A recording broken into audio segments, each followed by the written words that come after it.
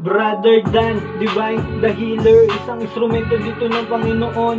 Kahit na anong sakit, huwag magatubili na lumapit. Kayang-kaya ka pagalingin, mas mabisa ang gamutan. Mabilis lang gagaling kapag malakas ang pananampalataya. Tiyong paniniwala sa Diyos, oo yan ang ating unang isa puso. Walang imposible pag sa Kanya nagtiwala.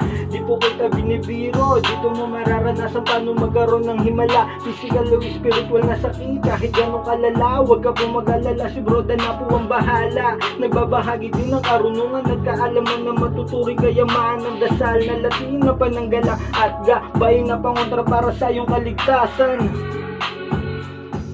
Lahat mga kapatid, narito po muli ang inyong lingkod, Brother Dan, upang magbagi sa inyo ng munting kaalaman patungkol sa orasyon pangkaligtasan. Narito po ang orasyon.